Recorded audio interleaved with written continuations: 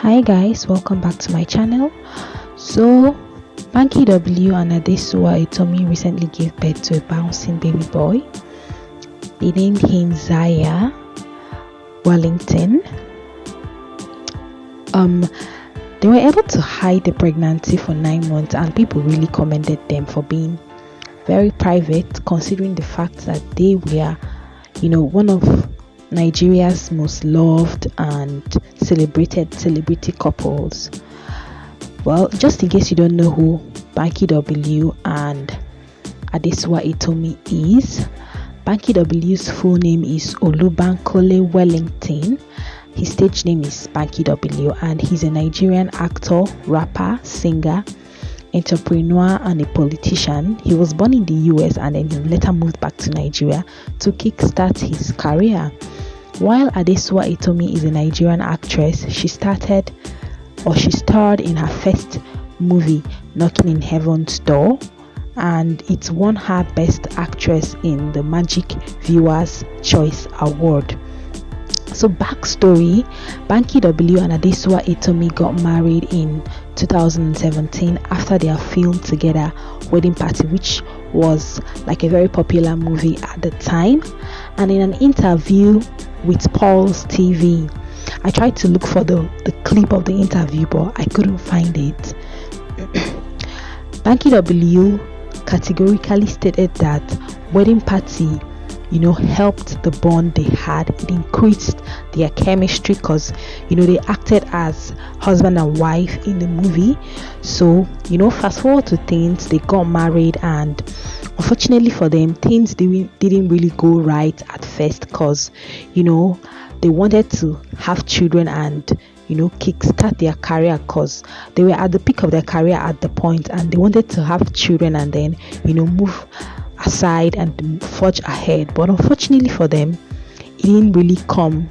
And being in the public's eye, people are always there to criticize you, like as a celebrity you are, so they tried IVF according to the interview they had in the church, which I'm still going to insert.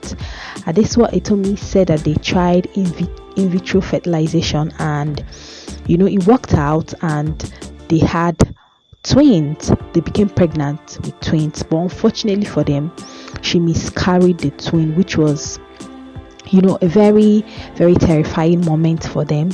And she said that they prayed together, they cried together, and the most heartbreaking moment for her was when she had to go for evacuation. And evacuation is when a dead fetus has to be removed from the womb of a pregnant woman, or it's a medical process. So that was one of the most hardest part for her in that time of her life. And unfortunately for her, people didn't really know the backstory. Her fans, her viewers, spectators outside of their life were really criticizing her, because here in Nigeria or in Africa as a whole, a childless couple, the blame is usually given to the woman, even if she's not the cause of her childlessness. So aside that, Adesua was also really being compared to her best friend, because Iheoma Linda Ejiofor got married after Adesua Etomi and Banky W got married. So she had a child with her husband, and people were comparing her to Adesua Etomi. And at some point, people really actually started a feud that she was jealous of Iheoma, which wasn't anything of a sort, because people didn't see her congratulatory message on Instagram when Iheoma gave birth to a bouncing baby boy. So people really did think she was jealous, which was out of the questions because they are best friends. So I really could feel what she was going through at the moment, because being in the public's eye and struggling to give birth, and it's not coming forth, and then getting pregnant and losing it was a very, very terrible moment for her and her husband Banky W. Well, congratulations to them, because finally they successfully gave birth to a bouncing baby boy, which they announced recently, like last 2 months or thereabout. So Nigerians reacted to the whole issue, to the whole interview they had, which I'm still going to insert. A lot of people congratulated them, people like Tools, Yemi Alade, and some other celebrities, and fans likewise. They were like, you really don't know what someone is going through until you are in their shoes. So yeah, that was such a story, honestly. And at first I actually did think they paused giving birth. That was my thought at first, because at that moment they were at the peak of their career. So I was thinking maybe they didn't want to give birth, but it didn't seem so now after the interview. Well, Banky W and Adesua Etomi actually did give all thanks to God, because he was the center of their struggles. And I need you guys to tell me what you think about this in the comment section down below. I'd really need to hear your opinion, and I'll see you next time. Bye. So we got married in 2017, and we had planned our lives out. We had talked about it, and we're like, this is what is going to happen. Bam, bam, bam is going to happen. We're going to be so busy. Might as well just get the children out of the way. Let's do it now and just, let it come through. And then nothing happened. And then you try and nothing happened. And I remember having a conversation with Banky, and I was like, let's go do IVF. And Banky was like, calm down. It hasn't even been a year. Give it a year. So a year came when it was 11 months and a couple of days. I was like, hey, how far? So it's been a year. Let's go try IVF. And we prayed about it. We did pray. And by the grace of God, still, we did get pregnant. And we got pregnant with twins.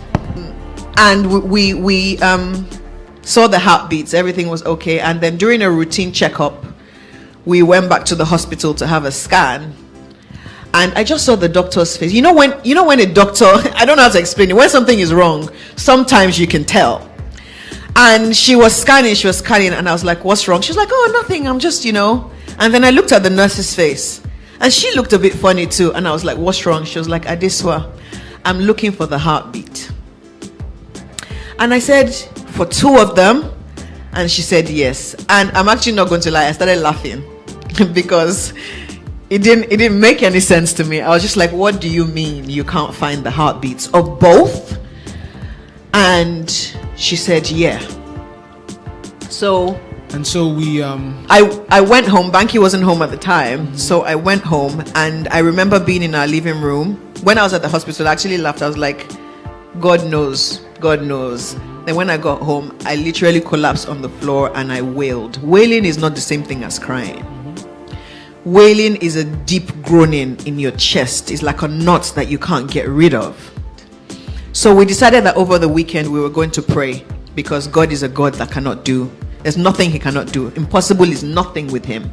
So we're going to go back on Tuesday or Monday, I forget now, for a scan, believing that God will come through.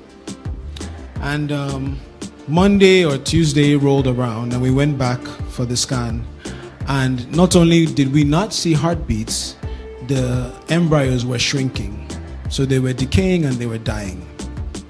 This was towards the end of the first trimester, and it was a tough time. It was a very emotional time, and she cried. And as a man, you think first of all, women are stronger than men. Let me just tell you that crying is not a sign of weakness. But as a man, you have been raised to be like, oh, you have to be the man, you have to be strong, you can't shed a tear. So, she's feeling a certain way, she's crying, and I'm trying to be there for her, and I'm just, holding her and saying, it's going to be okay, it's okay. But the day that we cried together was the day of the evacuation. An evacuation, for people that don't know, is when they remove the dead embryos.